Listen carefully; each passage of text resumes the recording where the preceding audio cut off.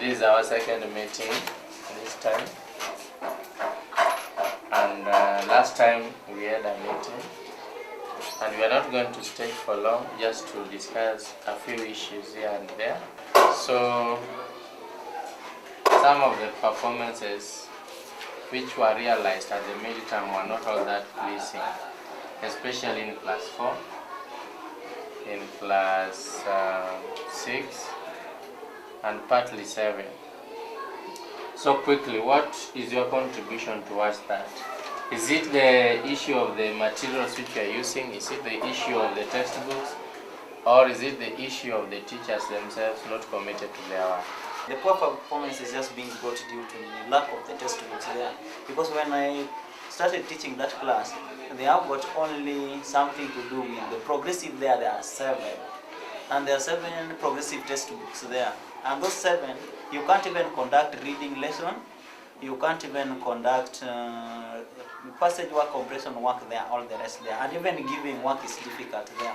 So that one I think bringing my poor performance in class 4. Because there are 37.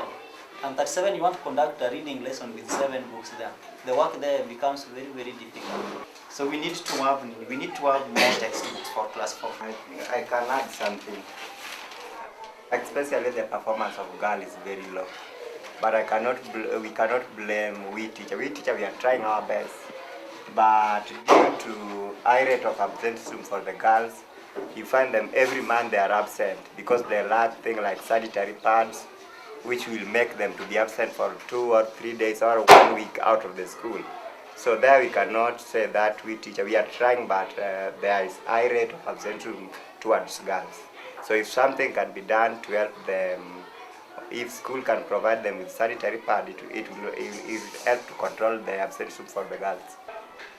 And then the issue of parenting. Parenting, like the case which you mentioned of Imelda, every time coming and giving excuses that is taking the mother to the hospital. I think we are torn between the two. There's this issue of the child wants to learn. There's this issue of the child also acting as a parent to the parent.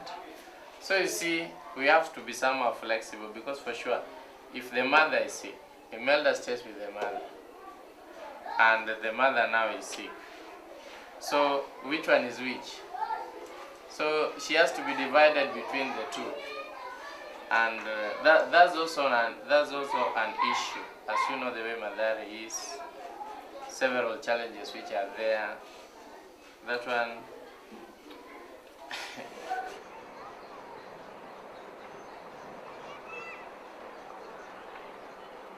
We are learning now in MCEDO and we are in Mathare. But the challenges which I'm facing here, we are lacking school materials. Education in Mathare is very important. It is important because it helps most. Other people, like others, they are not learned, they have not learned, and so they are too careless. They can't even, they don't understand most in maybe environment to make it clean, and even they don't know even the diseases which dirtiness bring. The problems which are facing us in Mathare, first, lack of education. Most people are not educated, and they live under $1 a day. Most of our parents are very poor. Mathare is challengeful. It is not a better place, but it is. We are just surviving here.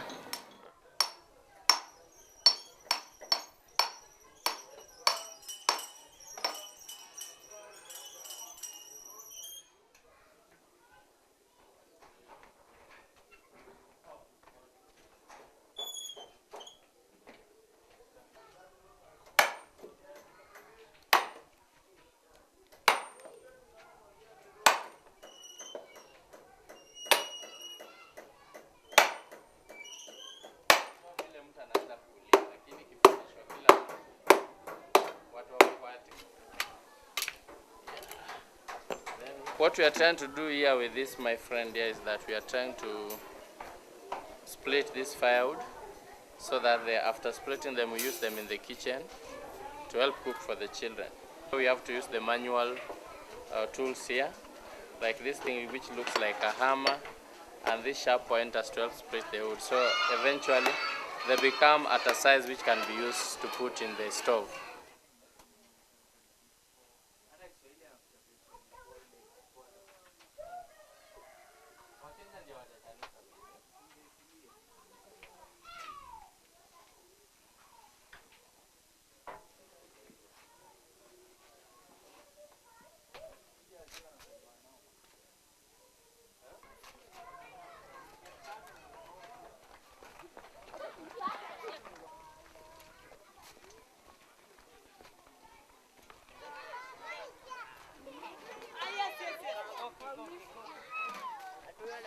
The feeding program which we are practicing here is very, very much essential and important to the pupils. It traces its beginning from the community. The community which we serve are people who live below $1 a day. So getting food to them is a nightmare and is a problem.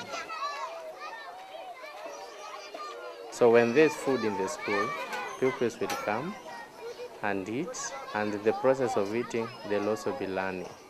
So that's why we say food is a very important commodity to boost education in Mathare slums.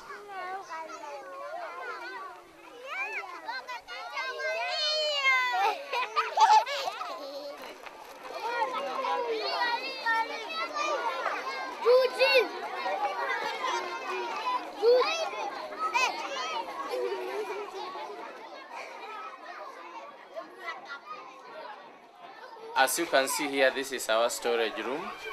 We normally receive food from the World Food Program, which helps in giving the pupils 2 meals in a day. We give them porridge and rice, and we also give splitted beans. This one is rice, and we have splitted beans here. So this one is mixed.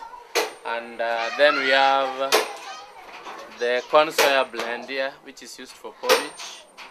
So this one we mix this one with water, they take it in the morning.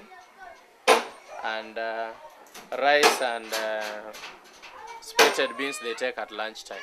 So at least they can get 2 meals in a day. And because it is one type of food, there are normally some well-wishers who come and that donate some few stuffs. Like recently we received these donations here of salt and sugar and some